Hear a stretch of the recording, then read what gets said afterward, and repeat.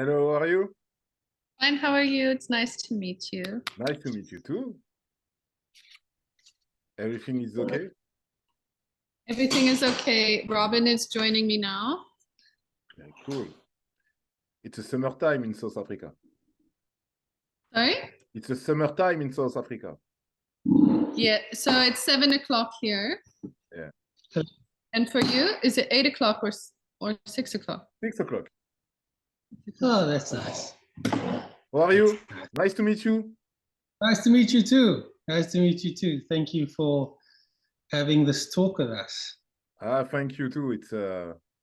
It's a pleasure for me too. And so I always take the opportunity to talk with people of fitness, of course. And Yeah. so I saw many of your videos on Instagram, and your gym looks amazing. So Oh, thank you very much. Yeah. when did you start? When did you open? only a few months ago, actually. Yeah. So first of all, I want to say, I hope someday you can come and visit us here. And Yeah, thank you that'd for be- the work that you're doing in showing so much of what's happening in fitness around the continent.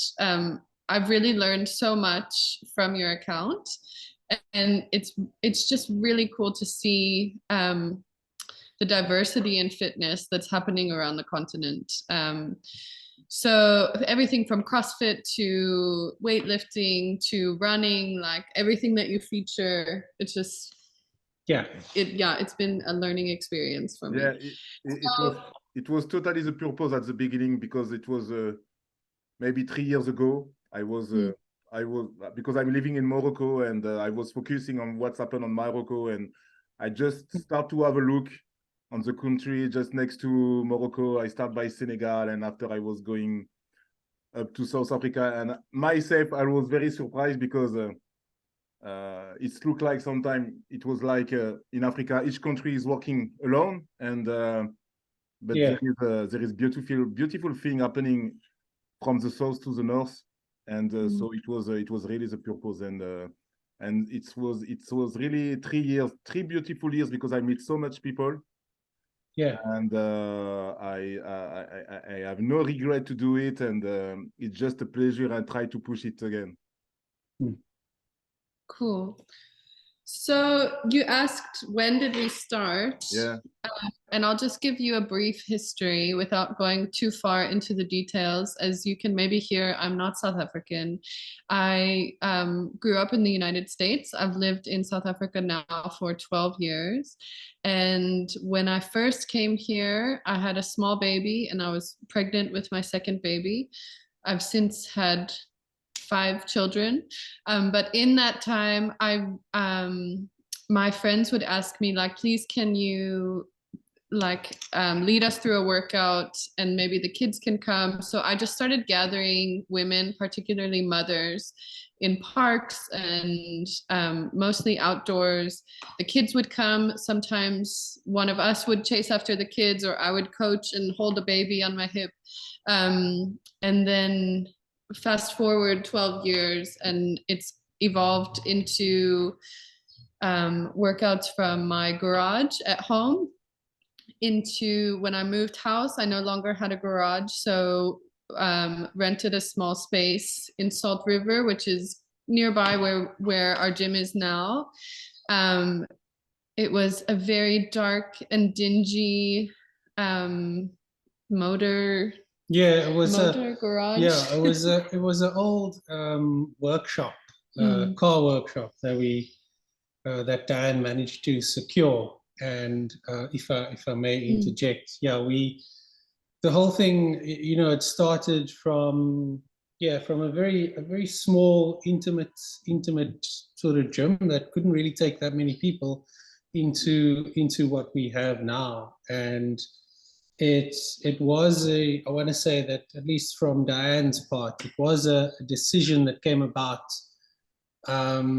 from a long line of discussions that we've always had about actually creating a space where, we can just get people who are interested in learning about their bodies, and people who are interested in a little bit of strength and a little bit of fitness, and who don't want to necessarily go to a quote unquote like a big box gym, you know, because we've found that a lot of people find that intimidating.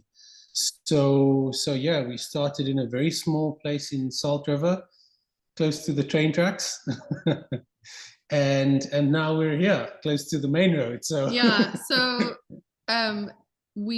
there was like a blessing in disguise along the way where we had to move out of our first place, which I thought was like magic, due to like extensive water damage. So we moved out of that place and we upgraded as far as space and natural light, and we're just in a really cool part of the neighborhood. And since we've moved into this space, it's just given us the opportunity to invite more people into the space to train. And the feedback that we hear from our clients is this is a safe space. This is just such a nice space to hang out. We've got a pack of cards on the table and a jar of sweets, and it's a coffee maker, and it's just an inviting place where people come to train and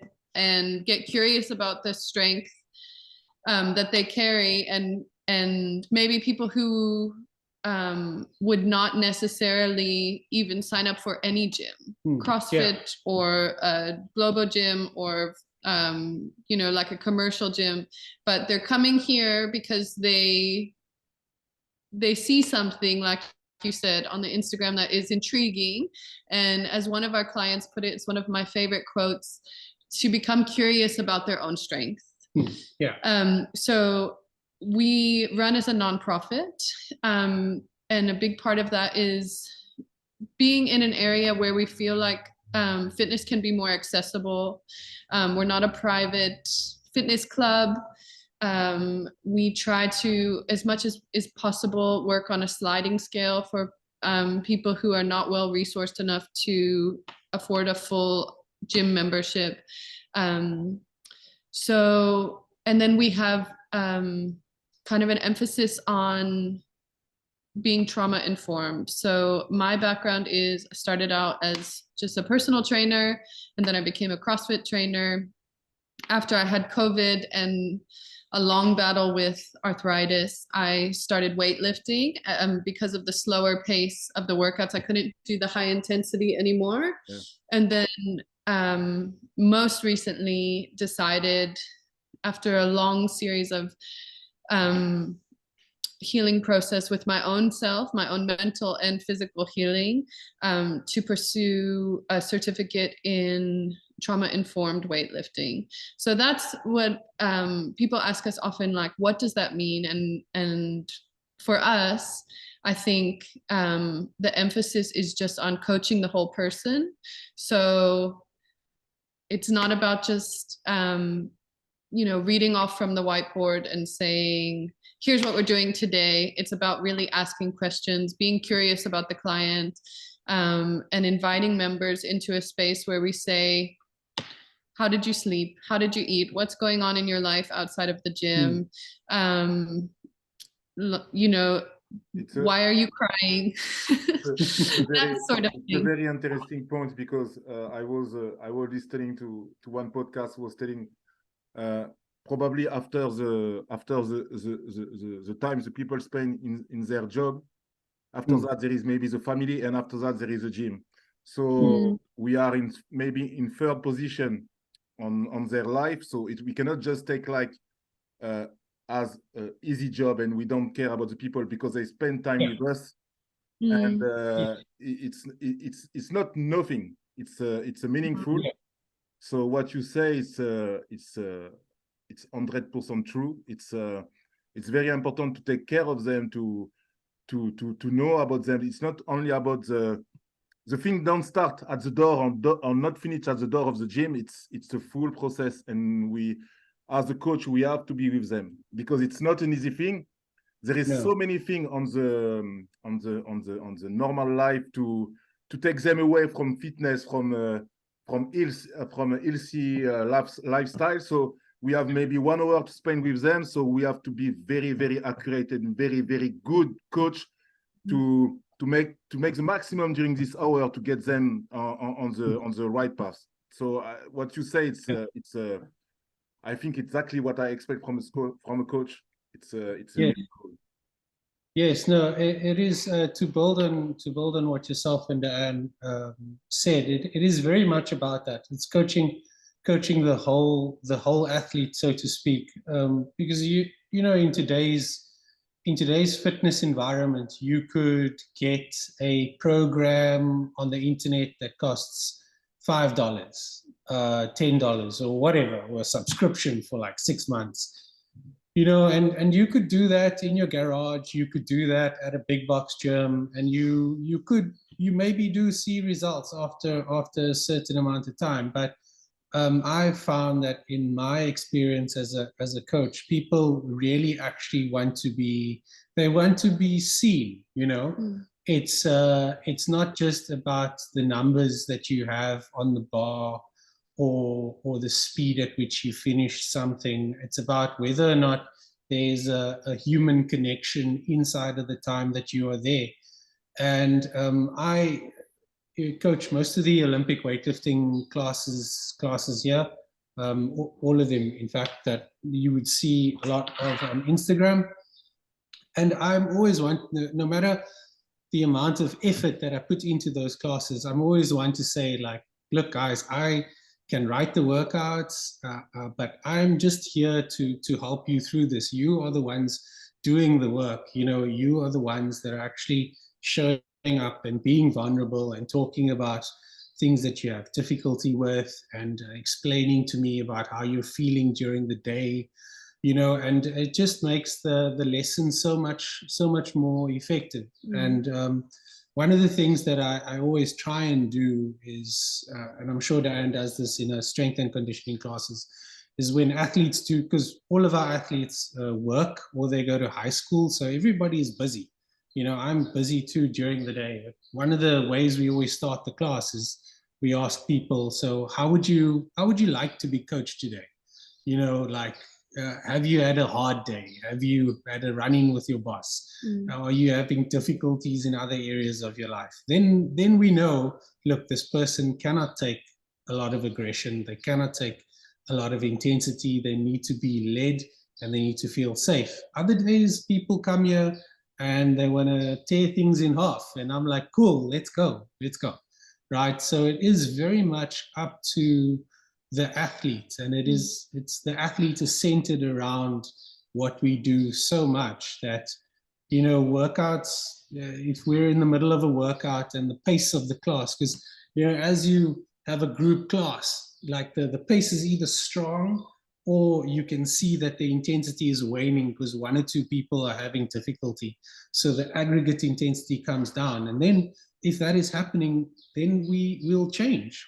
I will physically rewrite parts of the workout that I know are going to give people that same stimulus, that same sense of achievement, but at less risk, and at less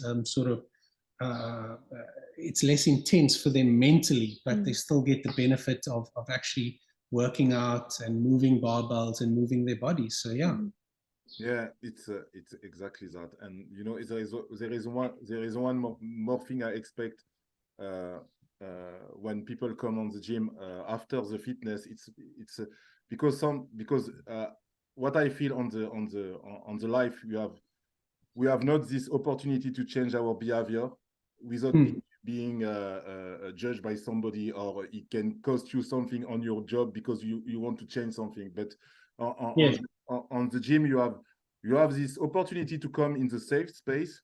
That's our job, to make a safe space where they can come, express themselves, and if they do a mistake, we are here to help them to change something, not to judge. It's that's why I like this process of running a gym, and I see that on you, because you just talking with you, I feel the peace. So it's a really cool. So that's a nice compliment. Thank you. Very nice. We often say, I mean, and I've posted about this countless times, we are here to serve the member, whoever walks in the door. We are here as coaches, and the space is here to serve them and not the other way around. So the workout can pivot, the coaching can pivot, the goal is what the member says is the goal, not what we think should be the goal for them. So we can help guide them, but a big part of what we do here, and sounds like yourself as well, like as a coach, is center the client and make the experience about them rather than they coming in to perform something.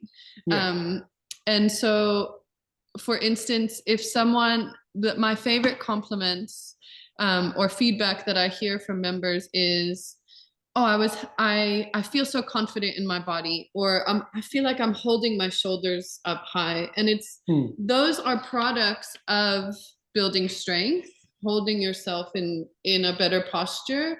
But then what happens when you walk out the door of the gym into your job or into your relationships outside of this space, and you're walking taller and you're feeling confident and your face is lifted. And so it's like everything that we do here translates into real life, so to speak, life outside of the gym. So it's just like such an honor that people trust us with that 1 hour of their day, to be able to, set them up for success. And we've had people walk in and say, like, I just came here with my friend, I'm probably not going to come back. And then they get hooked and they start to feel so good, and they start to carry themselves in a confident posture, and they start to realize, wow, I'm strong, or can I be stronger? And seeing that curiosity and that confidence and that power come out in people is so beautiful. And now, for instance, we have one client who thought she might never come back after her first trial class, and now she's like coming every single day, and she's got the shoes and she's got the knee wraps, and it's just an amazing journey to be on with people, and we really do like count it as an honor. Especially because when we do a lot of the introduction classes, one of the points I like to make is that once you're in high school, for example, a lot of people are active, right? Maybe they play any one of the national sporting codes or athletics or something like that. And then maybe they go to university and there's a bit of partying involved. So maybe they're not so active, and then they graduate and get their first job. And for a lot of those people, there's a point where suddenly they just stop learning new things. They're just not like, they're not out there like trying to rock climb or doing something like that. They're just, now they've got a job and maybe they have a family, maybe they don't, but they just stop doing new things. And that's one of the points that I like to make, is that a lot of people get to that point and then they just like, no, physical activity for me is just not a thing anymore. And we like to walk athletes through that process of finding that connection again, because it is very important. And we like to say that, look, you can start weightlifting at any age. There's no limit to what we can't scale or change inside of a workout to work for you, if you can articulate what it is you're feeling, and I always encourage athletes to, like, my job as a coach is to guide you through the workout safely and make sure that you come with you get a positive experience. But what I also want from you is, I want you to really concentrate and sort of articulate what it is you're feeling. Physically, where are we missing things? And we find that people are, after the first couple of tries, people are starting to like be able to assess what their body is doing, and they're starting to like rebuild that connection again. And then they just start learning new things. Then the next thing you know, they want to go hiking, or they want to go running a bit, or, and then it gets to a point where you can throw anything at them and then they'll do it. And it's just amazing. And people are like, we have members that are saying things like, I never ever thought that I would ever be considered to be athletic, you know. And these are not people who are in their 20s either. These are people who have lived a lot of life already, and then they're saying like, I never thought I could be that fit person, or I never thought I would wear tights, or I never thought I'd walk around in my trainers because I've been in and out of the gym, and that's just amazing, you know. To see that level of confidence in adults, especially, because you know, kids, for example, they're confident with everything. They don't care. Whereas adults are way more reserved in their pursuits, and to rebuild that confidence in an adult that is past 25, 28, past 30, almost approaching 40 is amazing. Yeah. You know, it's incredible. And the impact that it has on mental health and the nervous system as well, like the research that has come out in just the past few years, in regards to what Robin is saying about learning new things and using weightlifting particularly as an adjunct therapy for mental health is just astounding. And beyond that, just the impact that resistance training can have on building dense bones and keeping that lean muscle mass as we age. It really is, like, not to be kitschy, but like the fountain of youth. It keeps us younger. And so I think particularly for people who are older, I mean, you can probably see from the Instagram videos, we tend to attract many females. And people often ask us, is this a ladies only gym? It's not, but I think it's a place where women like to train because it feels safe and it feels inspiring. And, you know, if you can see yourself somewhere, you know, you can see yourself in, you know, like, for instance, all I can show is like who I am. I'm a mom of 5. So I'm going to show the ins and outs, the realness of that lifestyle. I'm not a fitness influencer and I'm not a pro athlete. I'm someone who's lived in chronic pain for a long time and has a lot of children.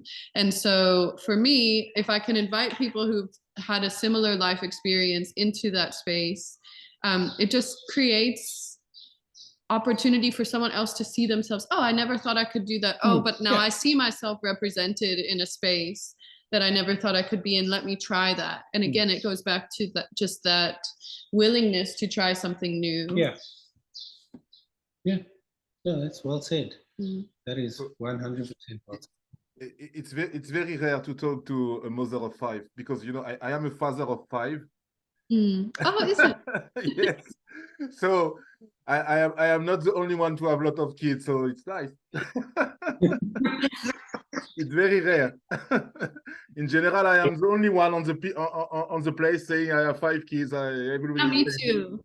Yeah, me too. Everybody is telling me you are crazy, so I am not the only one. Well, I'll be crazy with you. Hey, it's just life is never boring. That's what I always say. It's never boring. Yes, that is sure. So how many members you have now? Sorry? How many members you have? Right now, I mean, it's December holidays, so we'll see when January comes around, but we have between 25 and 30 at the moment. Some of those are pending. That's why I don't have an exact number for you. But we have, so our first class is always a free trial class, and we have a 100% return rate on if someone comes and tries a class. They always come back either for another class or to join them to get a membership. And so, yeah, I think the thing here is like, there's the personal connection. I even though now the gym is growing to the point where, I mean, Robin has a full-time career. I obviously can't be here every hour of every day, but as much as we're able to, we try to come and just have a connection point with each member, even if we're not coaching their class, and just, you know, get to know the members. So I think that's been something that I've really enjoyed about welcoming new members into the space, is I've met just so many incredible people doing this work. Yeah, yeah, but I would say 30, just over 30 members actually. If you count the people who would do maybe 2 drop-ins a week, every second week or something like that. Yeah, and like Diane said, we are still in that space where we don't necessarily think that the gym is at capacity yet. No, we think it's far from that, but the way we generally do it is, you know, when members do come for their free trial and they see that they'd like to join and they talk to us about their schedule, then we look at maybe adding a specific class that might attract more people. So we like to think of it as growing very, very organically. I think it's important because, you know, as Diane mentioned, we're both very busy in other areas of our lives, respectively.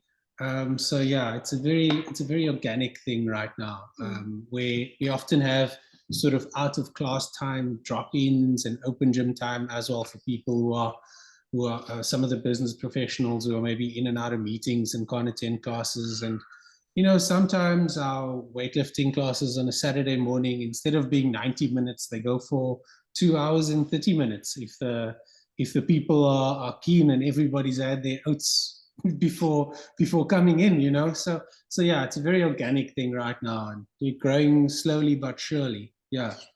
Cool. It's how many square meter your gym now? Sorry? It's how many square meter?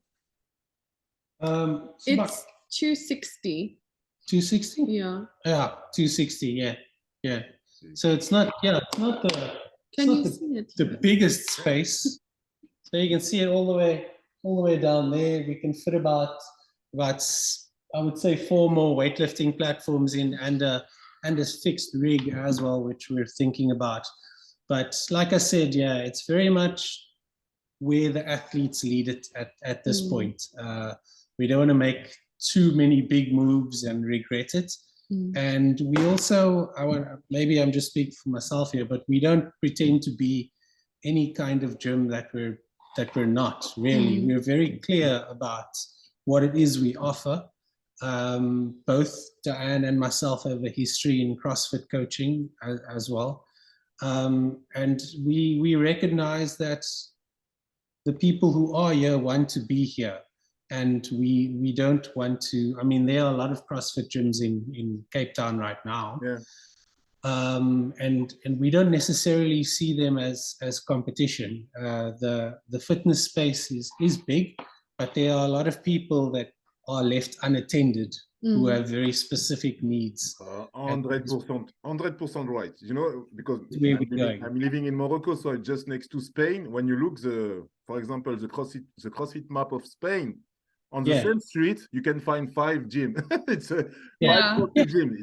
So we are really, really far from too busy with the gym in Africa. Very far. So you have totally right. And this is also what I say, because sometimes, for example, in Morocco, I see some gym fighting each other, and we have only about maybe I don't know, maybe 6 affiliates. So, yes. So the potential is still so big. It's not the time to fight. We have also often said, you know, if you're centering the member and they decide to move on and join a Pilates class or join a hiking group and that supports their goals, we're not going to fight them on that. We're going to support them as long, you know, if someone says, no, I want to go and live a sedentary lifestyle now and sit on my couch for the rest of my life, then maybe we'll push back a bit. But if someone has a particular fitness goal, we're not going to say, no, this is the only place that you must train. So I think just in that sense, we're not trying to create any competition or any enemies. Drama. Drama. We're here to serve the clients and and that always looks like asking them, what is your goals? And of course we want to grow, and of course we want to be able to welcome more people into the space. That's a beautiful thing, and I think like Robin said, that's happening organically, but it's happening because we're just being ourselves, and we're inviting people into what we can provide, and the gym is growing with the client base. So that's the beautiful thing about being a nonprofit, is that we don't have flashy equipment, and we don't have, I mean, now we have a beautiful space, but before this we were in a dark mechanics, like industrial space, where, you know, it was literally the walls were peeling off, and people were still coming every week and every day, turning up, and just they were there to work. And so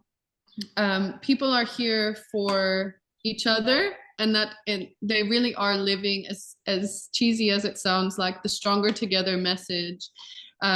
Just the camaraderie in this space is so beautiful to watch. And you just, like, as coaches, sometimes we just sit back in a session and watch the athletes encouraging each other, and just really like spurring each other on, challenging each other, inspiring each other. That's what's been so beautiful to see in this space, is that nobody's getting competitive in the ugly way that can sometimes rear its head. And people are just really, really good. People are happy to be here, which is the best compliment. And so you are running, you are running more class about weightlifting, or more functional fitness, or what? It's both. It's both. Yeah. We also, so we because we both tend toward weightlifting and resistance training in general. There is an emphasis on that, but the functional training is very well attended as well, and also boxing.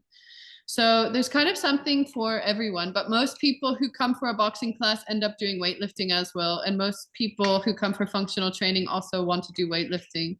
I think it's just very inspiring once you get a barbell in your hands and you realize, oh, this isn't just for Olympians, and this isn't just for professional, like, full-time athletes. Like, it's very empowering. Yes. There's always been, especially in South Africa, I'm not sure what the weightlifting market is like in Morocco, but Olympic weightlifting here is very underrepresented. And I've always just been passionate about coaching it. I think it's one of the most fun things you could ever do.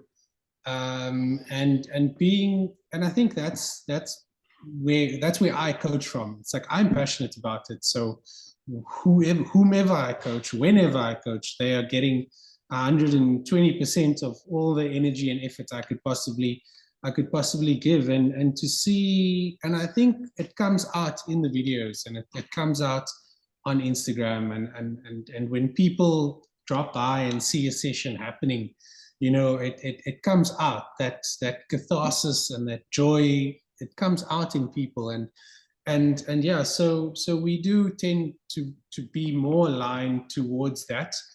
We are also now, I think, the only place in Cape Town where you can get a dedicated Olympic weightlifting class, which, that's just going to blow up for the rest of the year next year. So that's great.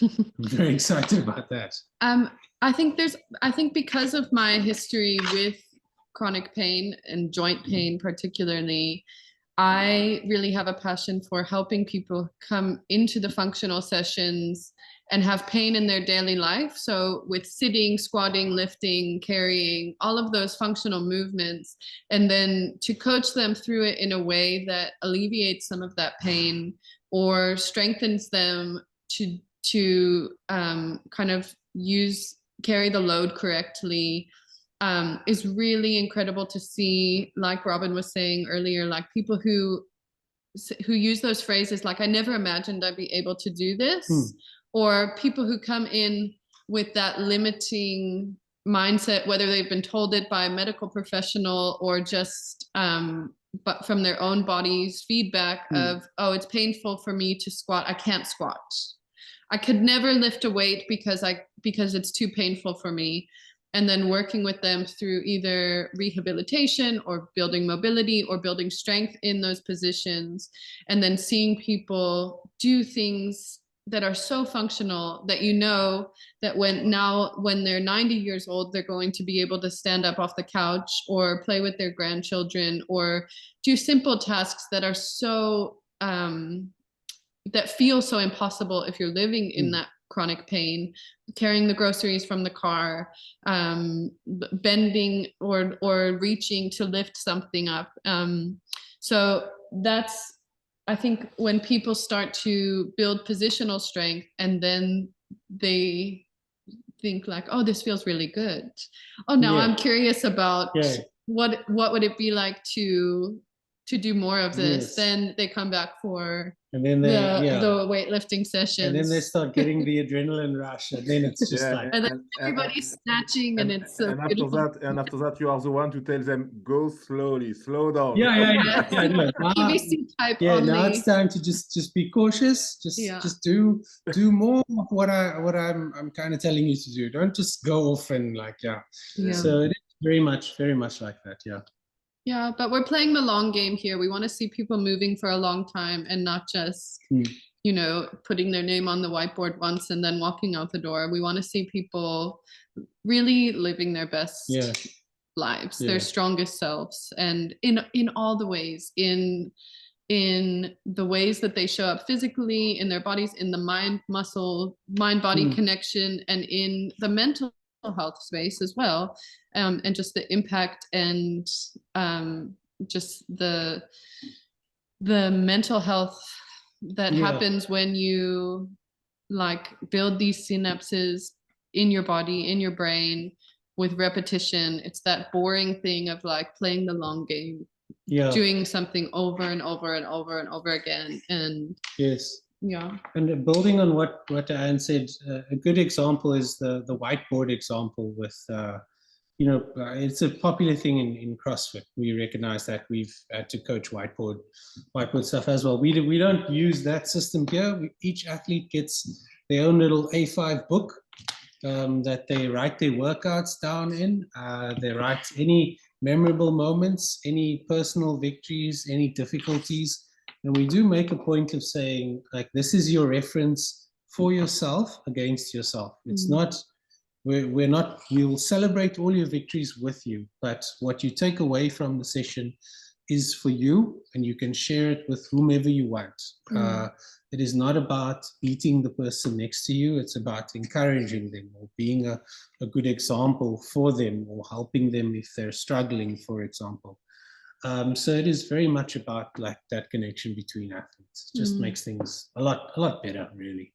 Yeah, I like the idea of the book because I started recently. It was 1 year and a half in the gym.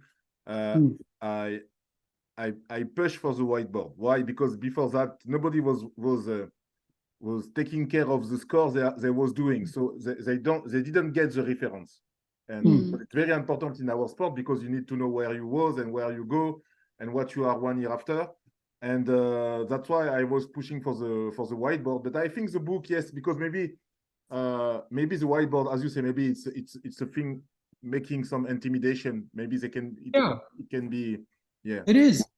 Yeah, not everybody wants, even if they are the fastest person or the strongest person, not everybody wants to be made the center of attention. For example, some people, for example, myself, I get very anxious in situations like that. I never like to be the center of anything. And I know that's incongruent with being a coach, but I don't coach from a point of view like that. I coach very selflessly. So we found that not everybody, even if they are quote unquote doing the best in the class, actually wants to be in that position number one. We want to hear from you now. Yeah, tell us about. I want to hear from me. Yeah, we would love to hear from you. What can I say? What can I say? maybe I love too much this sport. That is the first thing. And sometimes, you know, I feel I'm loving it too much. But I know why I love it, because exactly for all what you say about coaching, about taking people from one place to another one, and that's why I really want to push and develop this sport in Africa. And as I said just before, we are not at the stage where we have where it's time to fight each other. It's more the time to push each other forward. And Yes. at the moment where we'll get, as I said, in Spain, 5 gym in the same street, and okay, maybe there we can start to discuss who is the best, and and discuss about that. But we are not here, and that is the part where I'm pretty sad, because there is one point, you know, it's about, for example, now the last news about the affiliation. The price is rising up, and for my side, I love the methodology of CrossFit, etc. But this affiliation, I think it's just becoming a joke. It doesn't make sense. And I know the affiliate don't like when I say that, but it's truly that. If you just wake up, and it's not matter of the price of the fee. It's just why I give this fee. It's when I pay something, I expect something back. And since I am in this sport, I don't see the back. I don't see what the people get back. And you know what is the most sad for me? I start maybe this sport, it was 6 years ago. I always heard it was between 13,000, 15,000 affiliates in the world. 6 years after, we are exactly at the same point. And in Africa, it's the same. We went before, maybe 5 years ago, it was almost 200 gym affiliated doing CrossFit in Africa. 5 years after, it's the same. So I think it's time to ask some question, because it's very clear we have a problem, and why it's not moving, and I hate this discussion from affiliate people thinking they are better because they are affiliates. Personally, when I was coaching in affiliate gym and non-affiliate gym, I cannot tell you one is better than the others. Sometimes even the affiliates are worst. And it doesn't give. And you know, I got this discussion few days ago with somebody from the seminar staff in France, and about if you are not affiliate, you don't understand anything, blah blah blah blah. But so that sounds like an affiliate. But it's sad, because as I was telling him, okay, can you guarantee me if I go train in affiliate gym, I will find exactly the guideline you are talking about? Because even that they cannot guarantee you. No, they can't. No, you pay an affiliation, whatever the shit you are doing in your gym, they don't care. It's not like it's not like a hotel. If you go to the hotel, you know, if you have 3 stars, you know what you expect. If you have 5 stars, you know what you expect. But affiliation is just affiliation, and that is becoming an issue for me. And because I have the feeling like, you know, CrossFit is so much linked to the sport. Yes. Then it's difficult for people to understand there is a sport and CrossFit is a brand. And it's like if the brand is not going well, that means the sport is not going well. But it's not linked in the reality.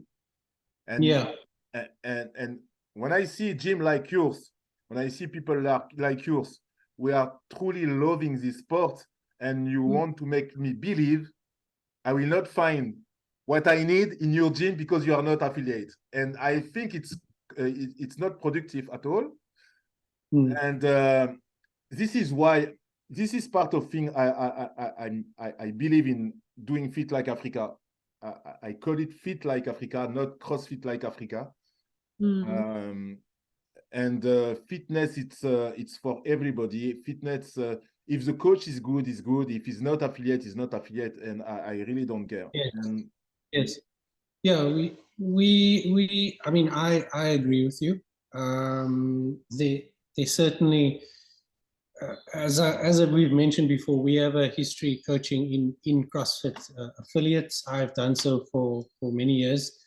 And yeah, it's not, we are not affiliated with CrossFit. We don't claim to be affiliated with CrossFit, and we don't claim to offer CrossFit either.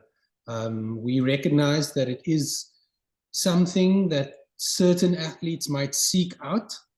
And yeah, I agree with what you said. We don't, the news of the rise in affiliate fees was quite, it was a little bit of a shock, based on CrossFit's track record on the African continent. Yeah, like I said, we don't want to make enemies with anybody in the CrossFit space. That's not our goal. But again, we support any gym that wants to seek out a way to bring fitness to people that is outside of affiliation. I think that is, we don't, as someone that has coached for a while as well, yeah, it's affiliation it's for certain gyms and not for all gyms. Some people are just not about that life. Yeah. So yeah. The only thing I'll say on the matter, because I really, yeah, I mean, as a non-affiliate, I don't have a lot of skin in the game. But what I will say is, what eventually drew me away from CrossFit is, as an American, I've seen the way CrossFit operates in America, and now I've seen the way it operates overseas, and it's not a fair game. And now I think we're seeing that with the price increase as well. But even in just the consideration for the yearly calendar, and you know, like, we live in a highly Muslim area, and the games is over Ramadan, and so we know a lot of athletes who compete fasted, and so I mean, obviously that's their choice to do so or not do so, but it's very they claim to be global and international, but it's very American focused. And yeah, you know, which is, if that's the way they want to keep taking the brand, it's not up to me to have any input on that. But a quote that comes to mind, I mean, I've worked in nonprofit spaces for 15 years now, and what we often see in those spaces is, if you love the idea of what you're pushing more, if you love your idea of community more than your actual community and who's participating and who's showing up and who's expressing interest, then you've just lost the plot. And that's a very loosely quoted quote, but I think that's why we just emphasize on who's actually in front of us, who's actually walking in the door. As you can see, we don't even have a pull-up bar in here, but if we had clients coming in who, and I think one of the squat racks now is a makeshift pull-up bar, but if we had an influx of athletes and members who wanted to do bar muscle ups, we would coach it. We would coach it, and we'd get a rig and we'd build it. But like we said, we started with a small group of people who just wanted to work on their Olympic weightlifting, and it was basically like a glorified garage gym. And then as we kept inviting people into that space, we're growing. We have the privilege of being able to provide what the person in front of us needs. And to work with them and to grow kind of organically with them, rather than say, here's what we offer, take it or leave it. Yeah. We're saying, Yeah. welcome to our space. What are your goals? What do you need? Oh, you need a pull-up bar? We'll make it happen. Yeah. So right now it's a lot of barbells, functional training, punching bags. And that's what the people who have come into our doors have asked for. And that's what we're able to offer them. And if there are people who come in and they specifically want CrossFit, we know some good people in the business who we can refer them to, yourself included. Yeah. But we don't claim to be offering that here. And I'll never be affiliated because of that reason, because I feel like my emphasis is on inclusion and fitness, making space, making it accessible. And I think there are things about the brand that just create a little bit too much inaccessibility for so many people. Yeah, you're right.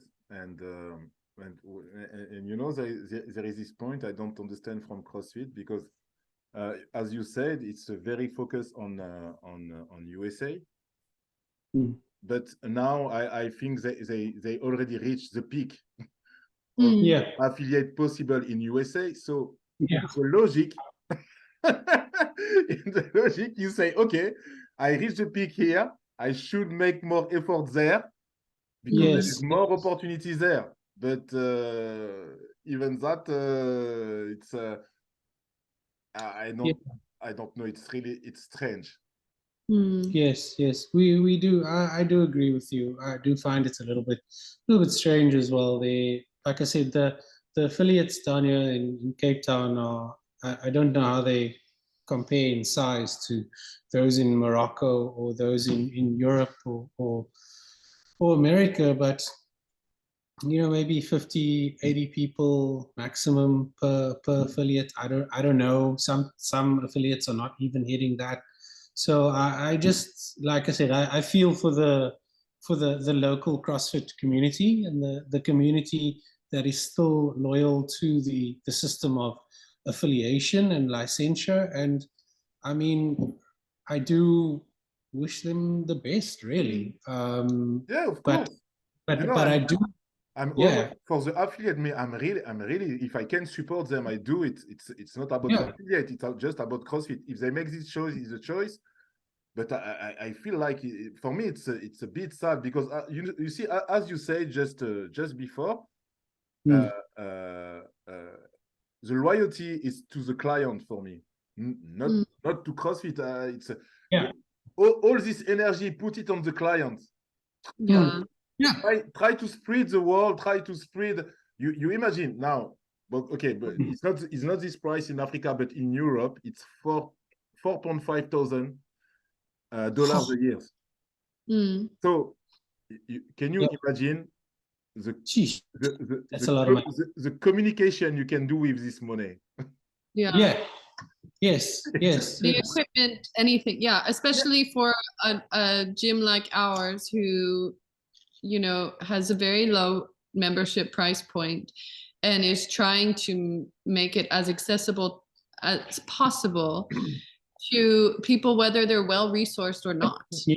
And that's a very limiting factor in CrossFit, unless you know, can afford to pay those membership fees and affiliation fees. And of course, if you have a high affiliation fee, then you need to raise membership prices, and then you're further cornering who's invited into that space. Yes, and we definitely don't want our space to become an aggregation of who can afford it, so to speak. It needs to be whoever would like to come gets an opportunity. We can always talk about, I know Diane talks about pricing and sliding scales and student discounts and punch passes and basically, making it's a very user-centric approach, as opposed to method-centric, if I can just use that term. You know, the needs of the athlete come first before anything. But you know, okay, about that, because For example, in Africa, okay, now I think it's something like $2,000 per year, something like that for the affiliation. But where I disagree with the affiliates, because sometimes they are already 10 years affiliates. Okay, after 10 years, everybody know you. Everybody know what you do. Okay, Yeah. You are affiliate or not. Yeah. It's not because you remove the affiliation, people will leave. It's not because of that. So, but for me, what I expect from them, it's focus on the country where they are, and focus on the continent where they are, and take this money to push the sport where they are. Yeah. And this is what I not accept. This is what I not accept, to take this money, to send it over the Atlantic, and the situation then change here. Yes. And that is my, it's my, I really try to connect the people, each other in Africa, to do my best, and with no money, finally. Sometimes I'm traveling to some competition, but it's not a lot. But when you have your gym with already an amount of members, take this money and do something for the sport here, not for, not, you understand what I mean? Yes. It needs to be invested back into the community that you are supposed to be serving. Ideally, you'd want a situation where you could teach strength training at schools, or you could have workshops with previously disadvantaged communities, and have community outreach, and not just, like as you mentioned, send money back across the Atlantic. Also, I agree with you on that. And finally, we don't get in Africa, we don't get anything back, because also, for example, we have, for the CrossFit Games, there is only one spot for Africa. Yeah. So if you take in any sport, what's giving the thing to the young people to go to the sport is when they see somebody performing at the high level, they want to be like him. Yes. But with this small opportunity of getting only one guy showing up at the better level, again, that's why I really, every year I really pushing for, there is a competition in Egypt, Elfit, where I'm going. I was already last year, I went this year too. I really try to push for this competition because it's an international competition with very good level, and I think we need that. We need that on Africa to give some to highlight the sport here, and because finally the CrossFit Game, again, it doesn't give us anything for us. It's not matter to say it's good or not good. It's just talking about what we need here, and that's why I like to see competition here in Africa. In South Africa, there is a lot. And I think really people need to push on this way. There needs to be better representation for African countries in the sort of global CrossFit space, if you want to call it that. 2 spots for an entire continent, I don't think is representation, and because there are affiliates here that also pay their dues, I think it's a little bit weird for people like myself that I would consider myself now to be on the outside of the CrossFit space looking in, where I was previously inside of that space as a coach. Like I said, I do hope something changes on that level for the local affiliates. Yeah. So yes, this is what I'm trying to do to grow the sport here, and I don't like the fact people are spending so much energy on the CrossFit brand for I will not say nothing, but it's almost that. Even I know they don't like when I say that. Yes, but that only means that you are speaking the truth. Yeah, it's just a fact, and and you know, I love the fact what you was telling just before people come on your gym and just discover a barbell, and they thought it was for elite people, and finally they start with that, and this is what we need. This is this is where we need to put the money to get the people leaving Netflix and coming to train. That's it. Yes, 100%, 100%. And I think if you know, fitness is it can be such an inviting thing if you communicate it and teach it in the right way and guide people through that in the right way. And you know, if I may talk about this, we had someone reach out to us not too long ago to ask what is our criteria to hiring a coach. And yeah, I was just thinking about that. You know, I was thinking to myself, you know, it's like one of those questions, what is the criteria for hiring a coach? And like, to me, I would just say, if you're empathetic enough, if you're kind enough, if you can make a person feel seen and actually acknowledged, that's 98% of the work already done. You know, the rest of it is burpees, pull-ups, thrusters, whatever, muscle ups, everything. But it is those core tenets that we like to say are really at the heart of our gym, at least. And yeah, that's what you need. That's what you need to grow the fitness space more. Yes, it's totally true. And as you said, we say that for the athlete, we take them as they are. But I think for the coach is the same. When you bring a new coach, as you said, I think it's more the human behavior, the most important, and after the rest, he will learn. If you are, it's not so difficult, but willing to take care to the people. That is a fundamental thing for our job. 100%, 100%. You end up getting a way better result with your athletes, and I found that it's not necessarily just about the work rate of an athlete. It is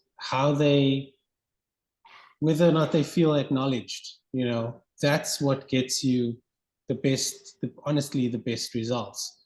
Because an athlete that doesn't feel like they are represented inside of their own gym, or not represented in the fitness space in their local community or their country or their sport or brand or whatever, is just not going to push themselves as hard as an athlete that feels that they actually have people backing them. You know, they actually have people who believe in them.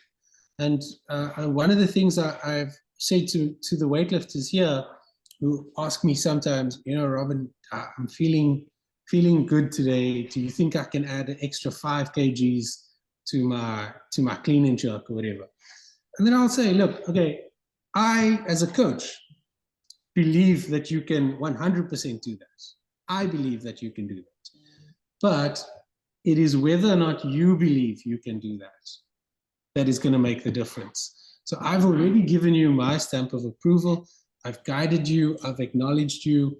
I've seen to all the difficulties we've had going through this road now. But now that thing of you feeling like I am supporting you, that thing of you believing in yourself, that is what is going to take you past that extra 5 kgs. If you can give me that self-belief, then you will make it. 100%. You'll make it. And for the most part, people have come through on that, you know. So yeah, it is very much about that. At least that's what I believe. What is the most challenging thing for you as a coach?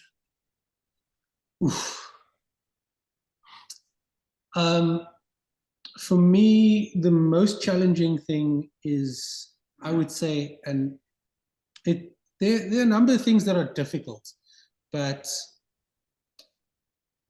athletes who are uncoachable. That would be the hardest thing to coach. And what I say with that, what I mean is that when an athlete sort of doesn't want to take lessons and they don't want to take cues from session to session.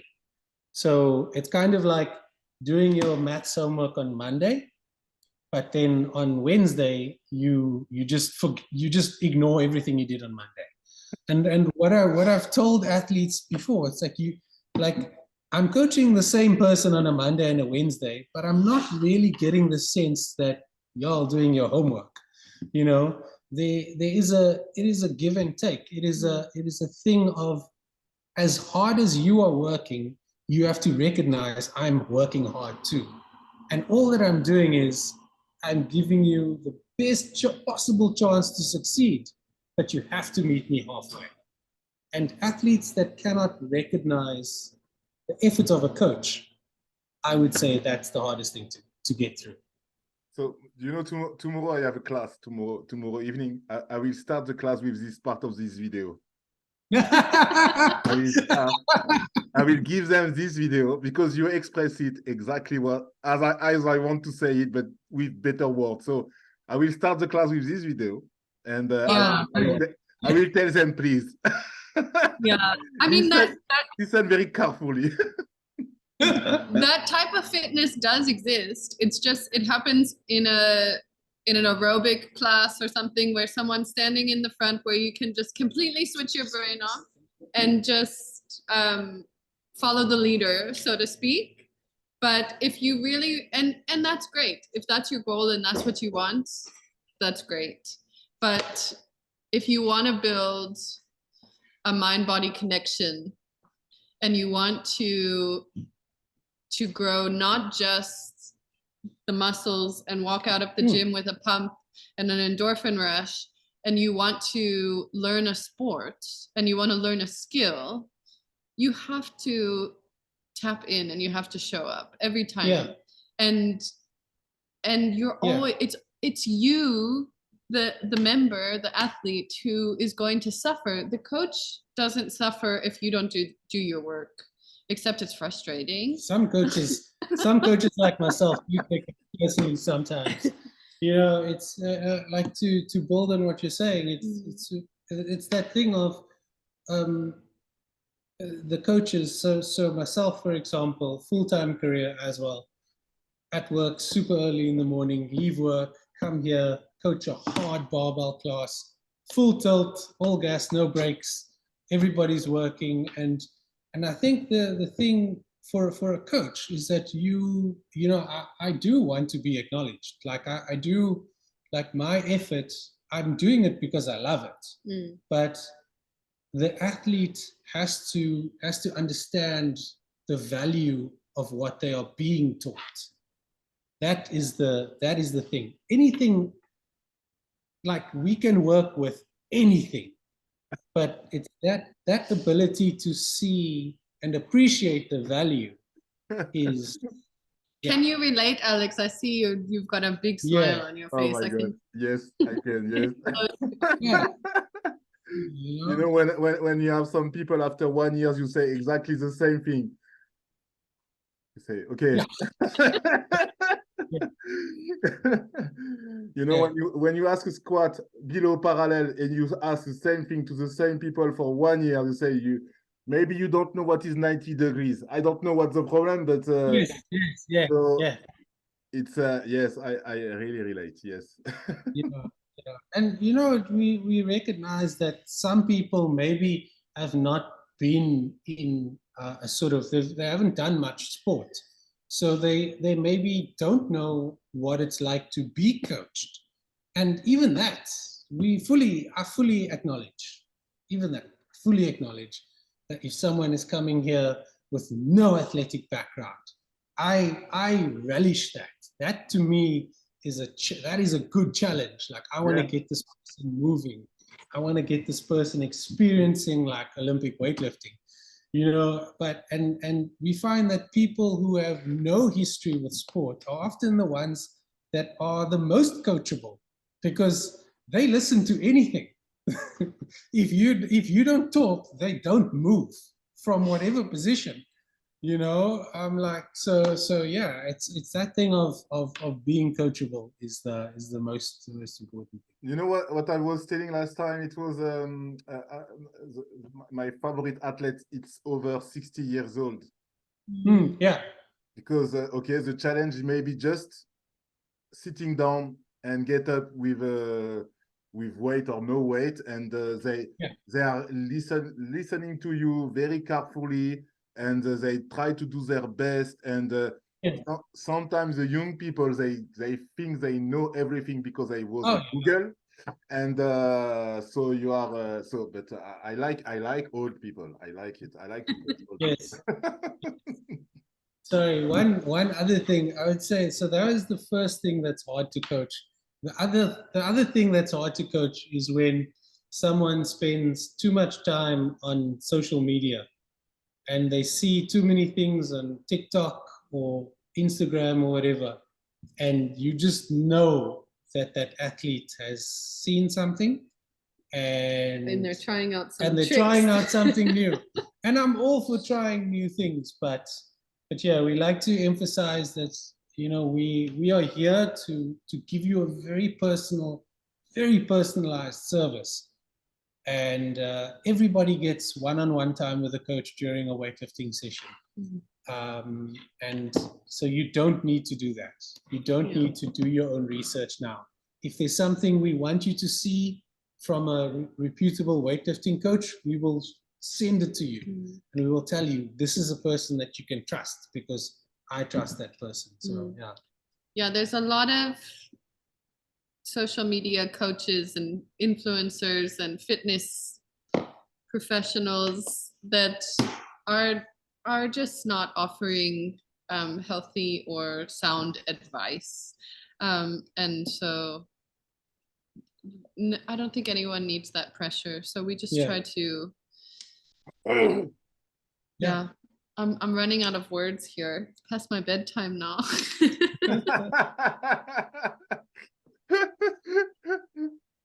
So when you're coming to this area, please know that you're always welcome here at Stronger Together. We'd love to train with you and meet you and come that side as well. I have to say, I mean, admittedly, I didn't even know about LFIT until I saw your coverage of it on your page. So it's just really impactful to see what's happening on the continent. And I think I just hope that more people will get a sense of, you know, when you see yourself represented in a space and you see that you're not isolated in doing that thing, and you see how many other people around the continent are participating in that, and then worldwide as well. It's really like an incredible thing to be a part of. And so I just thank you for bringing awareness and visibility to the sport. You know the thing about LFIT, when you go to LFIT, you know, you have the crowd of the full stadium during the competition. The stadium is full, and if you look the CrossFit map, there is only one affiliate. I think Egypt is the most is the best example of what you can do, whatever you are affiliate or not. It's just unbelievable when you go there. The people love fitness, but it's really it's deeply on them. It's they basically Egyptian people love weightlifting, but also for the functional fitness. You do. It's just unbelievable. You know, you are there. You have it's very hard for me to go there the full week and go back to my job. It took me 1 month to go down. It's terrible. It's because when I'm there, it's you know, it's 4 days. I'm not sleeping a lot because I try to cover the maximum. We are moving all the day. It's I just when I came back, I get tired when I came back in Morocco, but really it's a lovely place, this competition. If you like fitness, I say to everybody, if you like fitness, just just register, try to do the competition. If you can travel there to push the competition, because it's so representative of what you can do, even you are not affiliated. And most of the gyms there is a lot, there is a lot gym doing functional fitness. It's all coach of CrossFit. They are very good coach in weightlifting, and it's just amazing. It's just amazing. Really, I cannot say anything else. And you know, I went there the first year. There is a it was with Fikowski was there. It was really great. This year there is no big name. I was scared about the result because there is no big name coming from outside. But finally, it was even better. Just amazing. And I that's why I'm going there. That's why I'm taking so much pictures. That's why I want to show to everybody what we can do here, not somewhere else. Here, what we can do. And we only have a few minutes left on our call, I see, but I would like to hear, like, just very briefly, where do you hope that Fit Like Africa goes now? Like, after a few years of working to bring exposure to the sport, like, what's the next goal or passion? I got the same question. It was a few days ago, and really, I want. First of all, for me, I want to open my own gym. That is the goal, because I love coaching, but I love the whole process running a gym, and but more like a performance center. It's not necessary to be high performance center. It's one thing I want to do high performance center, but also for people, they need to re-athletization. It's part of the process, and that is the thing. And make it this place, like, as you say, a safe place for people who want to go back to fitness, people who want to improve their fitness. Even for coach who are not from my gym, but they want to come and learn something, giving a space where people can learn whatever they are doing. They come and learn. And after that, I really want to find a way to continue to push in Africa and give opportunity to people running a gym to make it easier.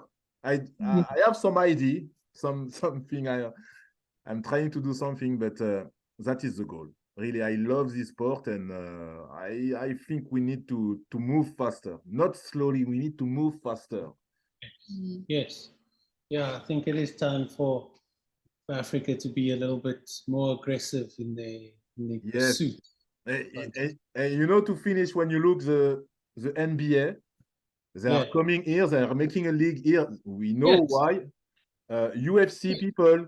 Most of people are coming from here now. The best people now are coming from here. You take the NFL, you have a lot of people from Africa growing up.